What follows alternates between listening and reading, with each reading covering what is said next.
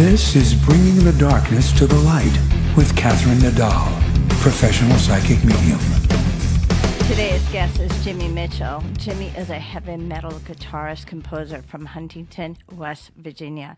It's a pleasure to have you on, Jimi. Thanks for having me. I really appreciate it. Yes, thank you. You know, you and I met at NAMM this year. And yes, we did. Yeah, it's just so amazing, NAMM. You know, this was my first year. And, you know, I wasn't that familiar with it. And I knew certain aisles that I wanted to go to, you know, certain booths. Mm-hmm. Steve Rosen, a good friend of mine who wrote Tone Chaser, he had a booth and he was sharing it with Casey Trash. And so I was looking for certain locations. And then I banged into you. I think quite literally we banged into each other. And I grabbed your arm. I was like, oh, I'm sorry. And then we got to talking and you're like, yeah, you know, I was like, oh, you have to do my radio show.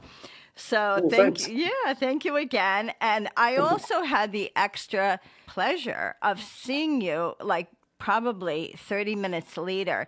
I had walked a couple of aisles over and I heard this guy playing guitar and a lot of people were standing around. I'm like, who's playing now? You know, like your head's on a swivel. And it was you. And I was like, oh my God, I just talked to him. I was like, I just talked to him. So that's cool. So yes, you'll have to walk me through your career. You know, the last 20 plus years, you've been very active and you've been doing a lot. So I want to hear all about it. So you can bring me back to when you literally picked up a guitar at whatever age that was. Okay.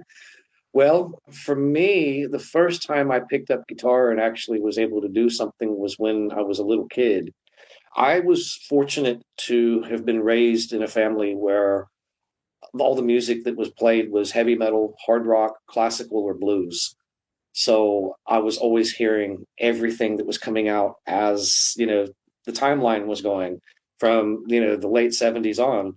When I was around 8 in the 3rd grade, I became obsessed with Van Halen, and I became obsessed with Eddie Van Halen in particular. I had an uncle who played guitar in a local band. And one day when I was at my grandmother's, he was there and he goes, hey, Jimmy, would you like to learn how Eddie Van Halen does Eruption? And I'm like, yeah, how does he do that? I said, do you know how to do that? And he goes, well, I can show you how he does it. I'm like, okay. He goes, it's called finger tapping. And he takes this little guitar, it's a little toy guitar about that big, and he hands it to me and he goes, now, what you're going to do is, you know, you put your fingers here and you take your finger and do this. And he showed me how to finger tap. So I knew how to finger tap 7 or 8 years before I actually started to play the guitar. I could pick a guitar up and just go blah, blah, blah, blah, you know, all over a neck. You know, I didn't know any kind of theory or I had no melodic sense or anything. I was just, you know, hey, I can do this. You know, I started out as a bass player because I wanted to be like Steve Harris from Iron Maiden. So I did a lot of that, you know, with the hand. Within a year of playing the bass, I realized I wanted to write my own songs. And the only way I could do that was to learn the guitar. Luckily, my mom had a Silvertone acoustic guitar, which was an old Sears guitar. I asked her if I could get it out and play it. And she said, yeah. And so I had to learn how to tune the thing. I had to think, okay, so the first 4 strings are the higher octave of what's on the bass. I had to, you know, just get used to the fact that there's a B string and a high E. And so I started out playing like melodic lines like the intro to Fade to Black by Metallica or Black Candles by Candlemass, you know, stuff like that. Started learning how to play rhythmically, you know, learned Merciful Fate tunes, Candlemass tunes, Obituary, Iron Maiden, Judas Priest. By the time I was 17, I had pretty much just stuck with the guitar, you know, even though I still had a bass.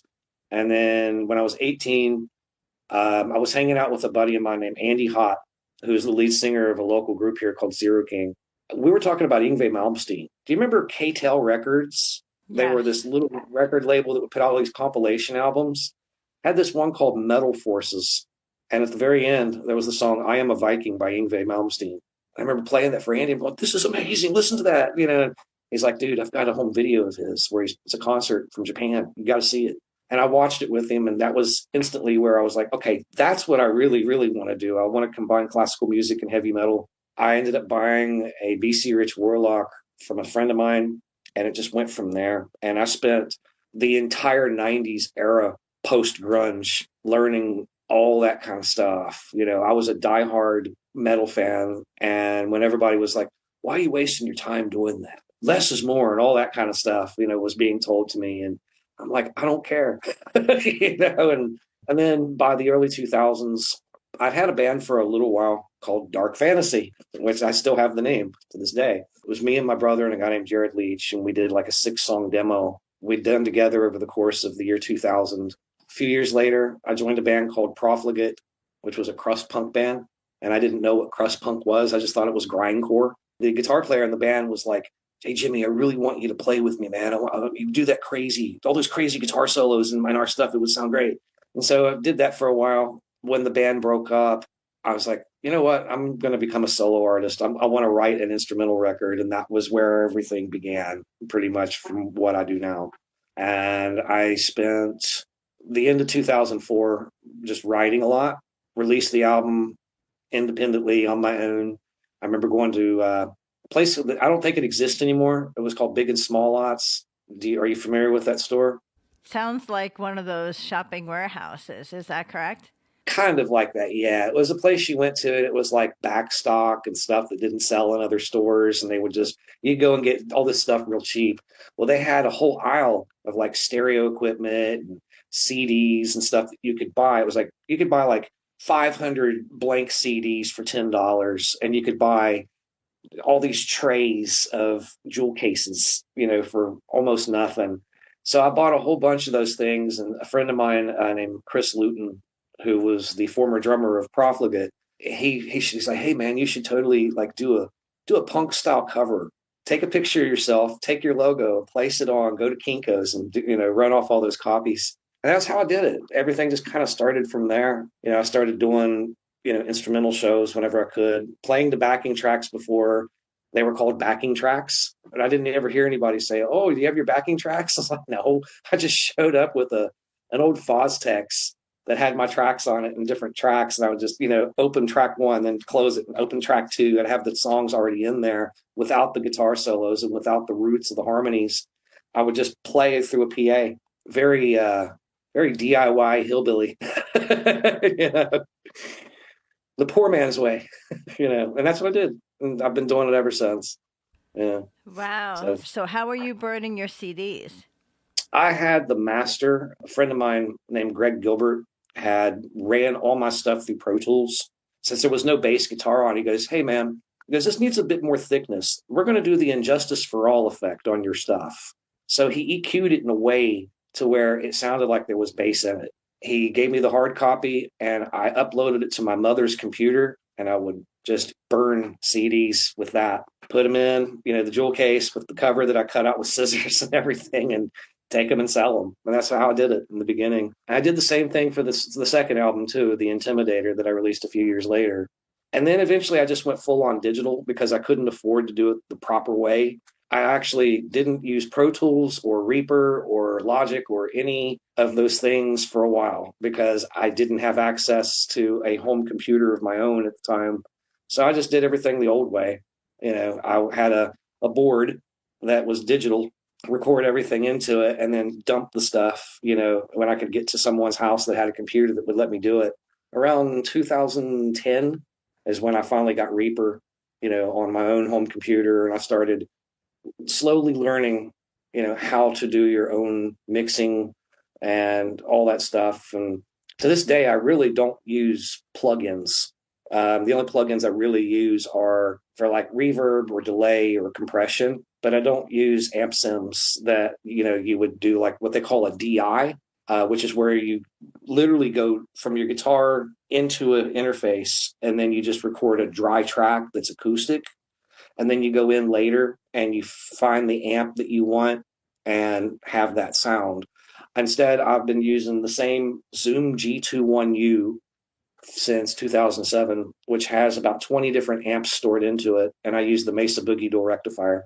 And that's what I've been using ever since. Now at NAMM, I was using a new piece of equipment called a Nano Cortex, which I look forward to getting the Quad Cortex eventually. I've kind of always done heavy metal on like a poor man's budget, for lack of any other way to say it. Well, Jimmy, It's very inspiring, though, especially for our audience.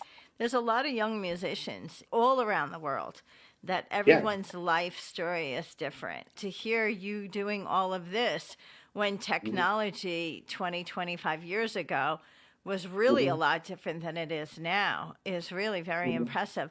Would you describe yourself to be someone who would be like what I call like an engineering mind or like a natural born handyman or mechanic? Because as you're talking, I'm already like, forget it. I would never be able to figure any of that out. I suppose in some way, yeah. I mean, I was so determined. That was the thing. I remember when I did that very first instrumental album, I was really, really determined. I was like, I'm going to do this one way or another.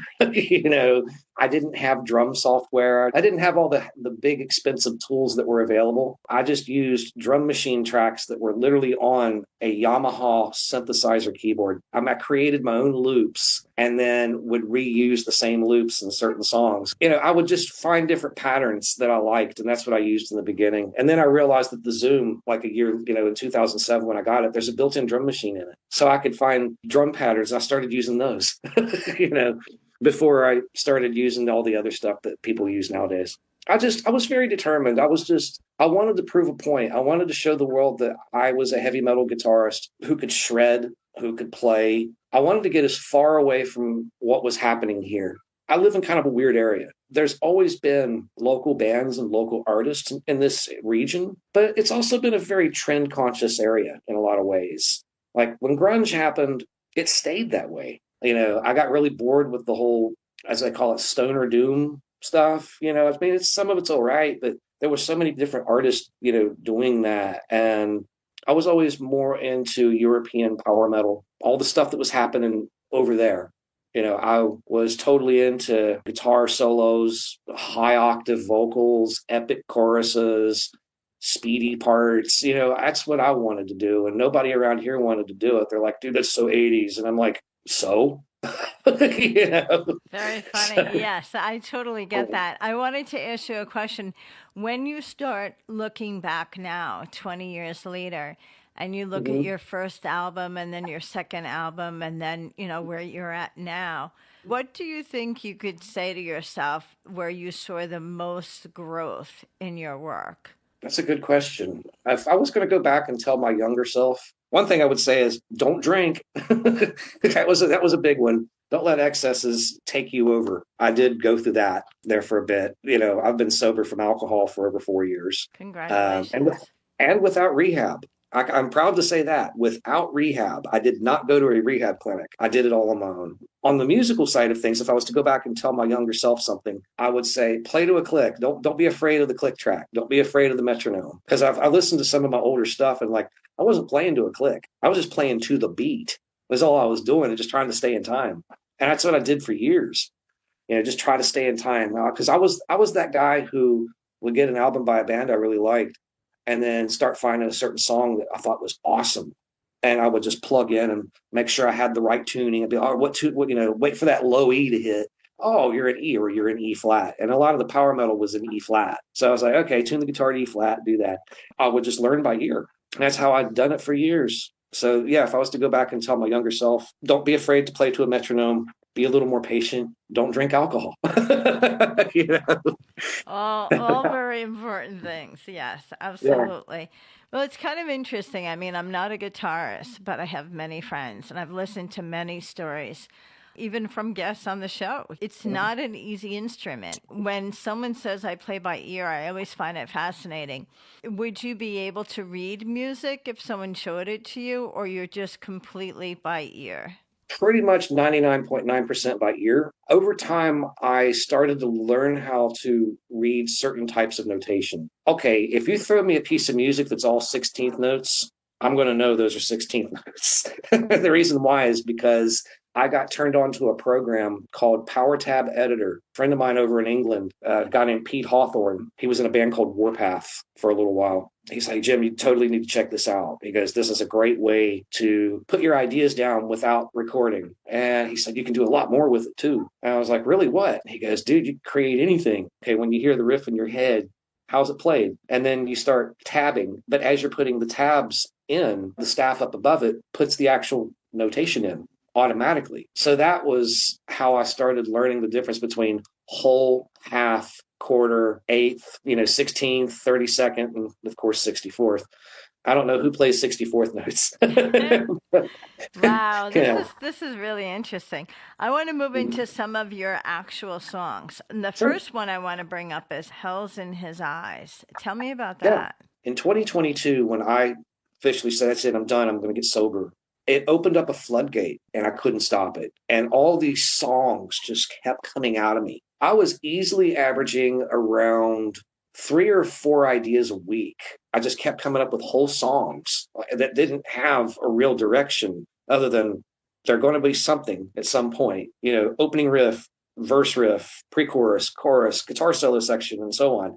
I was jamming one day, just plugged in the guitar, was warming up my hands, and the opening riff to Hell's in His Eyes came out of me. And I was like, that's so cool. It reminded me of just a lot of the early to mid 80s British metal and even some of the metal that was coming out of LA. It was originally called Kill or Be Killed.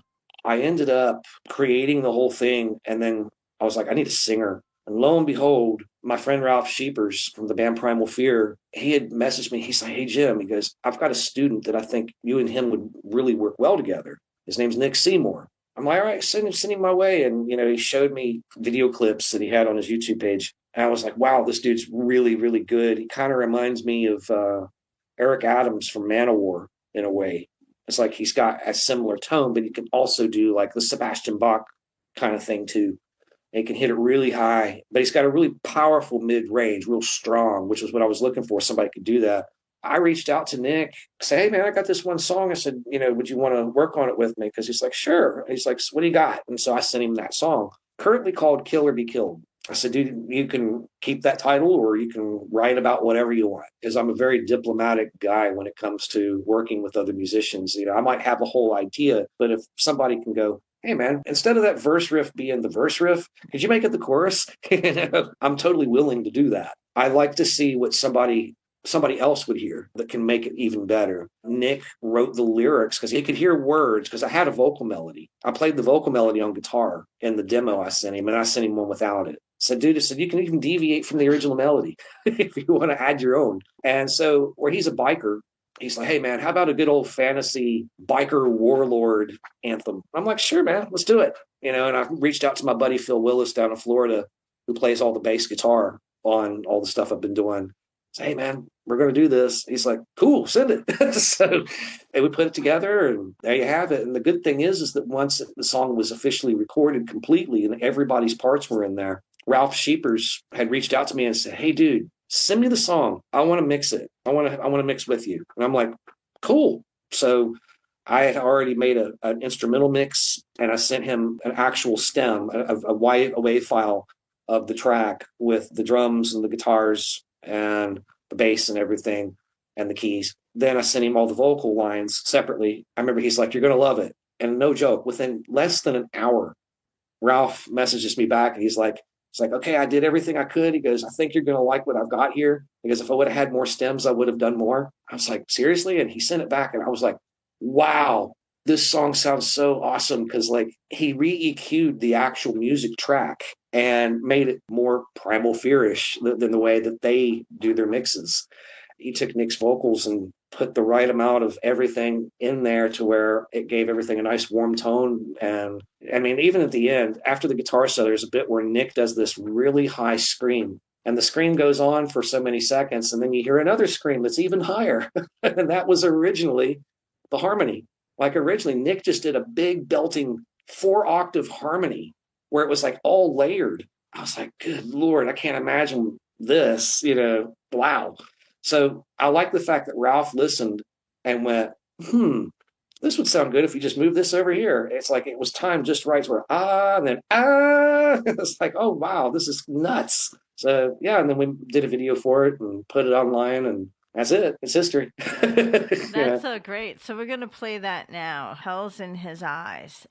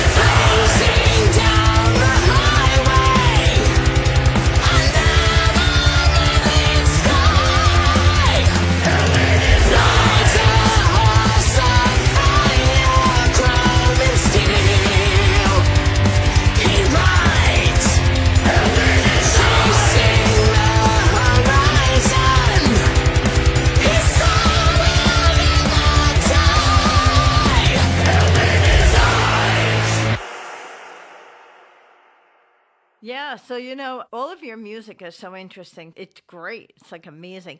Another Thanks. song I wanted to bring up was called A Letter to the Unknown. What is the story with that? I had been in that creative mindset, just coming up with ideas. And originally, the opening riff, that bum bum it was originally in another idea, but it was played faster. I was having a conversation with my wife. I don't know what show we were watching, but there was a whole thing that came up of the one that got away. That clicked because I looked at my wife. I said, so when you were a teenager, I said, who was the one that got away? And she was telling me, and then I started talking about the one that got away from me. And I went, wait a minute. In my head, I started hearing everything you hear now. And I'm like, oh man, there's got to be a way to do that.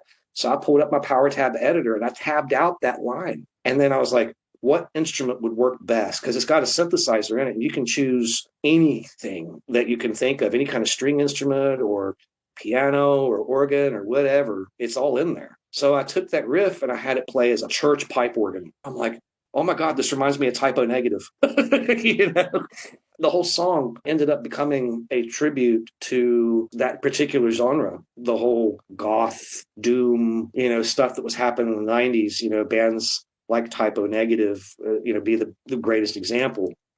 And there's another band from Germany I like called Mono Incorporated who does a similar kind of thing. And so I thought, okay, this is a nice gothy thing. Let's do that.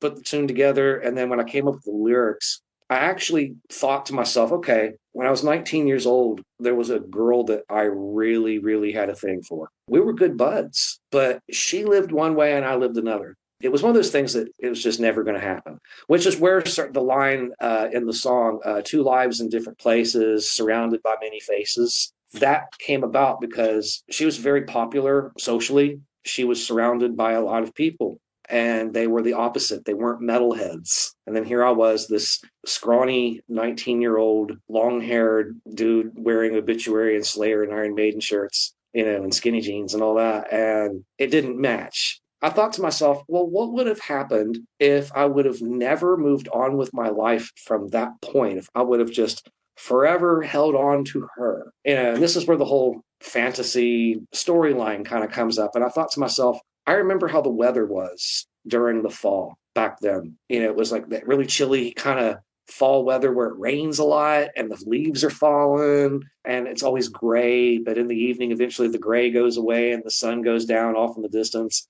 And I thought to myself, what if I held on to that for years and then wrote a letter to this lady to tell her how I really felt about her? And that was how the story came about, the basis of the song. And so I tried to make a point, let it have kind of that goth eroticism thing to it. I long for you, I lust for you, you are my guilty pleasure, your body is a treasure. I'm writing the words and I'm laughing as I'm doing it. I'm going, yeah, that's good. That's good. Use that. Especially back then, I was working for WMUL and I was interviewing, just like what you're doing, interviewing musicians all the time. And I got to do a one-on-one personal interview with everybody in Typo Negative on their tour bus once. I remember it was the second day to the October Rust tour in '96. I'm sitting on the tour bus with all the guys in Typo, and they were really cool guys. I remember they were talking about the new record back then. And I'm like, oh, okay. Because when you listen to all the tunes on the October Rust record, there's a lot of stuff that's very much geared towards attracting females, And so I kind of took a piece from that and put it into my own song, just as a total nod to them. And that's it. I tried the best I could to make it the strongest track that I could possibly do, because I have made a point when I started writing all these different tunes, don't hold back. Don't just play power metal. Don't just play neoclassical. Allow every influence that's ever come into me to come out. So that's why that song varies so differently from the other. I just wanted to showcase all the influences I've had over the years, because there's quite a few. Wow. So, well, this is so impressive. I now know the inside story to the song, and it has so much more meaning now to me. So we're going to listen to A Letter to the Unknown.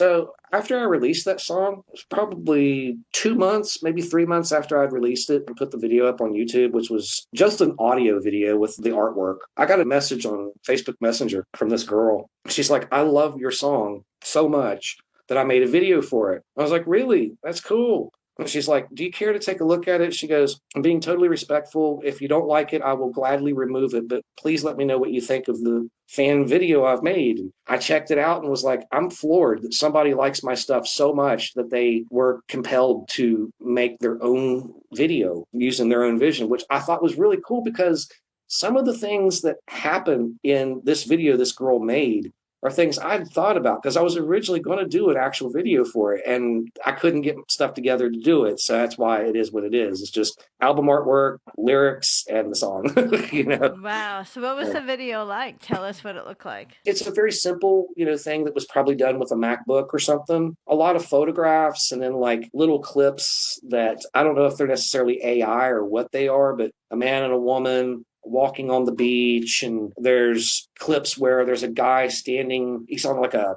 balcony of like a mansion or something, and he's overlooking this whole valley and stuff, and I'm like, wow, this is cool that this girl thought of this, and there were some similar things because the original idea I had for the video at one point was to have it to where there could have been actors that would have looked like myself when I was that young and the girl that I'd had a thing for back then. I would have loved to have gotten a couple people and had them walk around Marshall's campus right around that time, because when I was going to release it, it was the same season. It was fall. It would have been great to have gotten somebody to look like me. And of course, if I would have done that, I would have gotten my son, and I probably would have gotten the daughter of the girl that I had the thing for, because I'm actually still friends with the person to this day. But she doesn't know that's the song's about her. Wow. She really doesn't. Maybe she'll know now. Maybe. We I don't know. shall I didn't ever want to cause trouble, by telling. I was just like, that's why I don't ever say the girl's name. I don't want to, make her uncomfortable or anything. It's like, hey, that was years ago. I just took the inspiration and made this. It's art, Well, I wanted to mention something you had said earlier, because a lot of the references, like speaking about classical guitar and instrumental guitar. I'm friends with Rob Balducci, and Rob Balducci actually does similar style guitar. Last year, I saw him on stage with your friend, Joe Stump. And they both, they both did their own sets, but it was literally at the same event, in the same venue. The thing about that night that was so great was that the audience was literally guitar fans, because both of them are really known for the guitar playing, but also instrumental guitar. Like, you don't necessarily need to sing along to that kind of music. So I was like, oh, wow, and then it started hitting me, and I'm like, wow, this is a big year for very unique guitarists, because we also have Joe Satriani going on tour with Steve Vai. So there's like a lot of stuff happening. So I want to hear about this next song, Master and the Apprentice, because I know you do that song with Joe Stump. So tell me about how you met Joe, how you came together with that song, and what that song's all about for you. Okay, so Master and Apprentice is an idea that I've had brewing in my head for a few years, actually.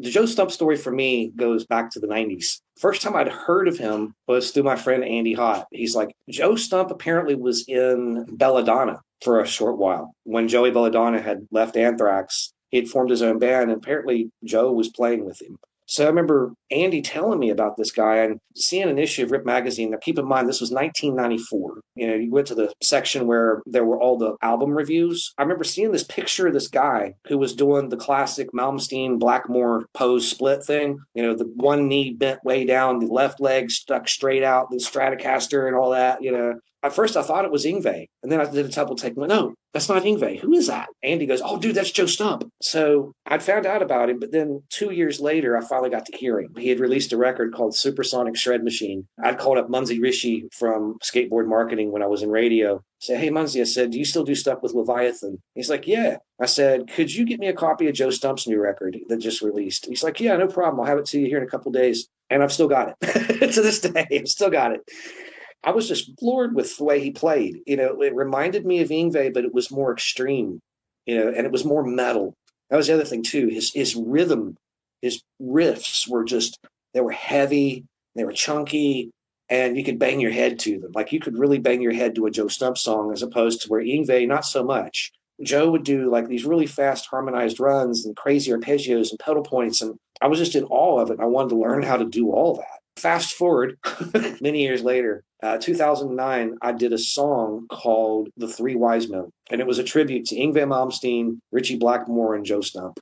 And my buddy Matthew Mills, when I sent it to him, he's like, dude, you need to let Joe Stump hear this. He goes, do you know Joe? I said, no. He goes, dude, hang on, I'm introducing you. So he introduced us through the internet, and we exchanged numbers, and Joe called me and was like, Jimmy, I love this idea. This is cool. Thanks so much for doing it. It's like, I feel honored. And I'm like, dude, no problem. I said, I love your stuff, man. We've been in touch ever since. A year ago, when I finally decided I was going to do that idea, I had done the whole idea and I wrote it in the vein of the way Joe writes. So I called him and said, hey man, got this tune. It's a tribute to you. Would you like to be on it? I said, I think it'd be awesome if we did a back and forth guitar duet kind of thing. It's like, yeah, sure. He said, just send me the track. Let me know where to go. A couple of days later, he sends me all the files and tells me about everything he used on it. And I was like, dude, really? Wow, that's cool. So I did the mix, and then I had my friend Ryan do the mastering on it. And there it is. It's like I finally got to make it come to life. I envisioned that for about 4 or 5 years and finally said, you know what? I'm doing it. This is happening. Yeah, there it is. It's a great tune. It's fun. There's a thing in the middle I do with the harpsichord following me. It's just harpsichord and guitar and cello and then choirs and full strings. I remember when I did that, and my son heard it the other day, and he goes, Dad, you do that all the time. I said, now I don't have to do it anymore. It's in that song. I said, it's been around since you were a little kid. It was a pedal point exercise. Was originally what it was. It's an F sharp, and then it climbs up to B minor. And it uses the same shape. It just changes key. I was like, man, this sounds like something Bach would do. When I tabbed it all out and had the harpsichord play back at me, I'm like, oh, I've got to do that. And Joe thought it was really cool. He's like, that's a cool break right there in the middle, before we both go back and forth, just ripping. A lot of fun. And I hope to play it out live with him at some point, because we have talked about it. I said, dude, whenever we play live together, we have to do this together on stage. It'll be awesome. And Joe's a great dude, man. I feel very honored that not only him, but all the people I've worked with over the years. I've worked with Matthew Mills, Joe, Mike Kerr, Jean-Pierre Abad, Ralph Sheepers, Nick Seymour, Sebastian Lehman, Jan Eckert, Pete Selk, all these people that are in power metal bands that I've listened to for years, that I'm friends with. I'm just like, this is awesome. I'm so glad I get to do this. It's great. And I can't wait to see what the future brings, because there are so many ideas I have that I'm going to be putting out later in the year.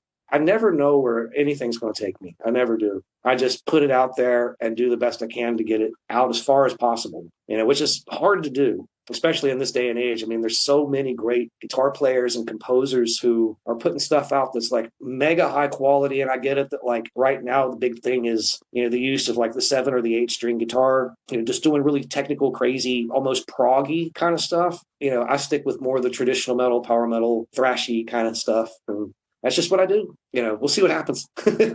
Wow. Well, this has been great. It has been a pleasure to hear all about you, learn all about you, know in particular how creative you have been since the beginning. I want you to plug your social media and let the audience know how they can get in touch with you and how they can get in touch with your music. Okay. I'm available on Facebook, Instagram, YouTube. I have a Twitter account, but nobody would really know it. But yeah, you can find me on Instagram. You can find me on YouTube. You can find, actually, let me pull up So what are they actually called? Is it Jimi Mitchell? Instagram.com/Jimi Mitchell official / that's pretty much it. And then Facebook.com/Jimi Mitchell metal, all one word, Jimi Mitchell metal. / YouTube.com @Jimi Mitchell. There you go.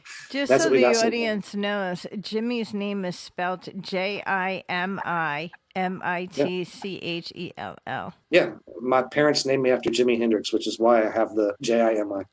Ironic that I would be named after one of the most iconic guitar heroes of all time, and I would end up playing guitar, and I would end up not only playing guitar but playing Fender Strats, which is what Jimmy played.